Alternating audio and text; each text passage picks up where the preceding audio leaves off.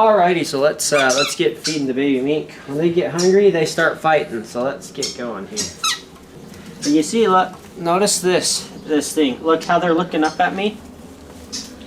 This is a good sign. This means they are anxious to be picked up because they know I'm about to feed them. When you first come in and you first start doing this, they're not looking up at you and sniffing you. Their heads are down and they're nervous and they're like, ah, don't touch me. This means I've got great progress and they are looking forward to being picked up. Let's go. They're raring to go. So I hand water them because normally if I was just raising a couple, I would hand feed them. But since I don't have time to hand feed this many babies, we just hand water them. So we allow them to sit and drink while I hold them. What this does is it creates a positive experience while I'm holding them, which makes them look forward to being held instead of dreading it.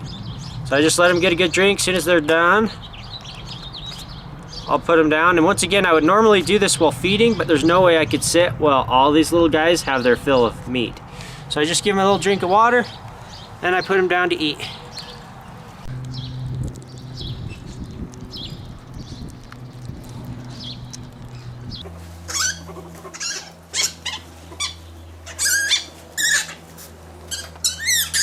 Okay, you guys, break it up, break it up.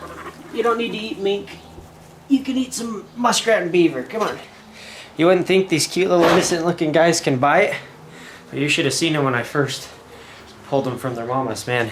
They were biting like crazy, but they're doing a lot better now because of my little method of when I pick them up, I take them to something positive right away, which is food and water. So they want me to pick them up.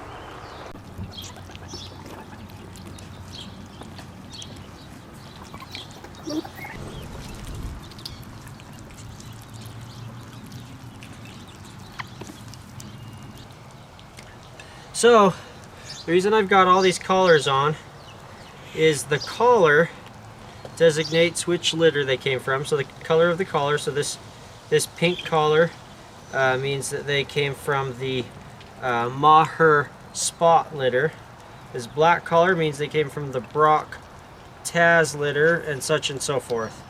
The color of the buckle designates the individual mink. So, pink collar, green buckle, that's one mink, and pink collar, purple buckle is another mink, and such and so forth. Obviously, you'll see there are similarly colored buckles, but they're on different colored collars, so it's pretty easy to say, hey, this is the green mink from this litter, and this is the green mink from that litter. Anyway, so that little color coordination helps me to keep track of them. So my goal with all these mink, you might be wondering why in the world you have so many babies. The problem with baby mink is you have no idea what you're going to get.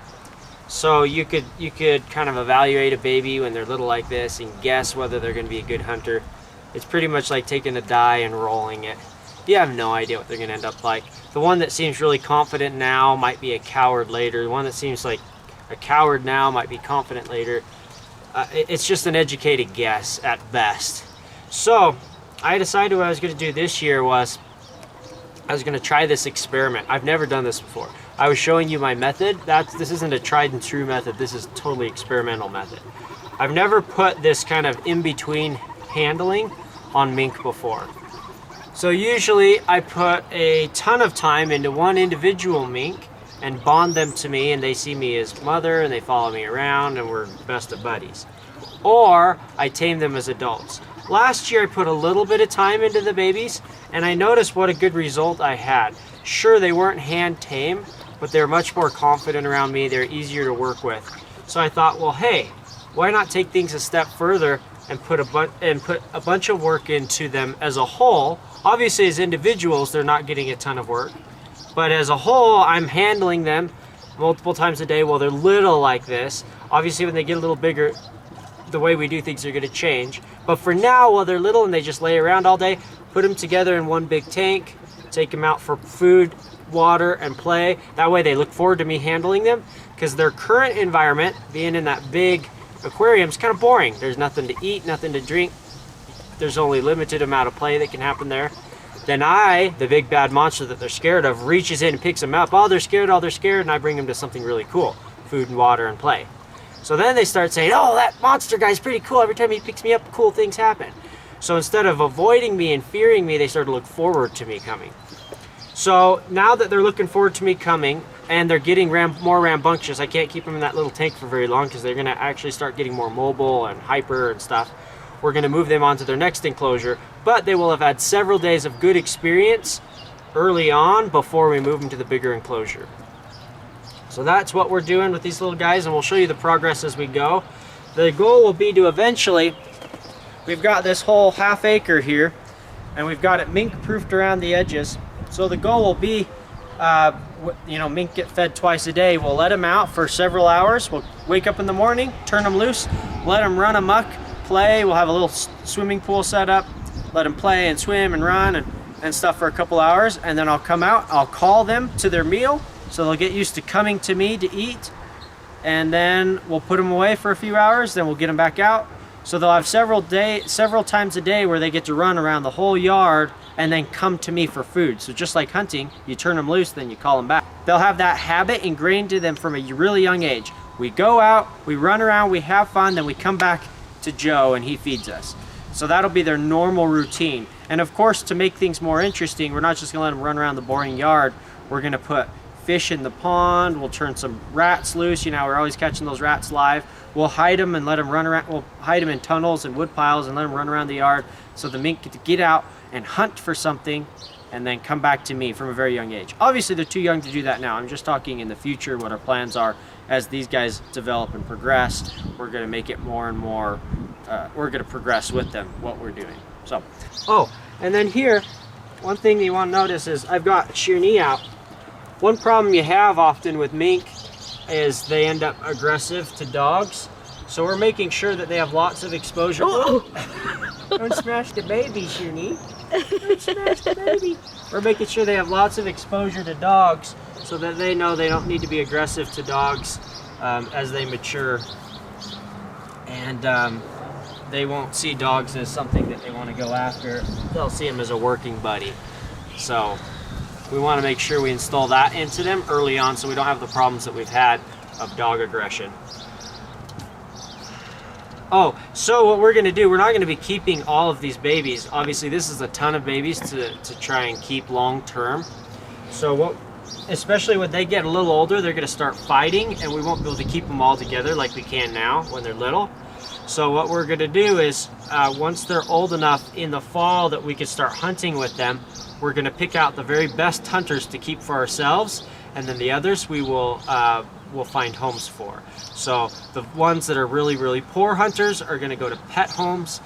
They'll be more of a docile temperament anyway, usually, so they have a higher chance of being kind of better pets. Those will go to pet homes, and then the ones that are pretty good hunters, just not the best, will go to other people who will be able to hunt with them. And they'll have the cool advantage of I'll be able to tell them what that mink's good at. See, just because they're a poor hunter doesn't mean they're bad at everything. For example, Mamba's really good at fishing. She does not like hunting muskrats. I've had other mink who love hunting brown rats but don't like hunting muskrats or whatever. So you might have someone that, say, wants to hunt rabbits. We could send them a really soft mink because it doesn't take much to kill a rabbit, and it'll be a great mink for him. It just wouldn't be great for someone who wants to hunt muskrats. For me, I hunt a lot of muskrats, and I hunt a lot of brown rats. Both of those take a very feisty, confident mink. So if they're not super feisty, they're not super confident, they're not ideal for me. So we could send the softer ones to people who are going to hunt rabbits or catch fish. The more aggressive ones, but not the best, to someone who wants to hunt rats or muskrats.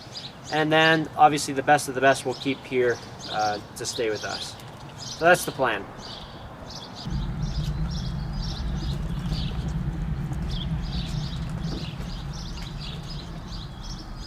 You guys got your water all dirty. Look at you, got your water all dirty. You guys are playing in the water already. We need to get you a bigger pan. This is the first they started playing in it. Baby mink, when they're little, they actually are scared of water, but these guys are starting to get over their fear of water, obviously, so we need to give them a little bigger water pan to play in. This little dish isn't enough. Alrighty, so I've had people on both YouTube and Vimeo bring to my attention a little bit of an issue, and that's that you're not being notified of when I post new videos. So the plan I've come up with to remedy this problem is to utilize a couple platforms that most people are on for the most part. I understand there's going to be exceptions and certain people won't be on these, but if you'd like to participate, I encourage you to join one of these two platforms. We're going to be using Instagram and Facebook to notify you guys of every new video I post. But I want to do more than that. I don't want to just have this be a, hey, I got a new video up kind of deal. I want to make this interesting and interactive for you guys. So what I'm going to be doing is I'm going to try and post on a much more regular basis than I do my videos. So once or twice a day or every other day when I get busy, little kind of insights as to what I'm doing. So maybe a little picture, a short little video clip. These could be things that are family oriented, animal oriented, hunting oriented. So we'll be able to kind of hopefully accomplish two goals at once by doing this. So in the description below, in the description of every one of my videos from here on out, we're going to have a link to my Facebook page. It's called Minkenry, and we're going to have a link to my Instagram. And if you guys follow at least one of those two, you should be getting the notifications about my videos as well as the other interesting stuff that I choose to post. So I hope this is helpful. Go ahead and leave me a comment and let me know if there's something else that you guys think would be better or in addition to this that would help you guys stay notified of when I post videos. So appreciate you guys subscribing and hope you enjoy the video.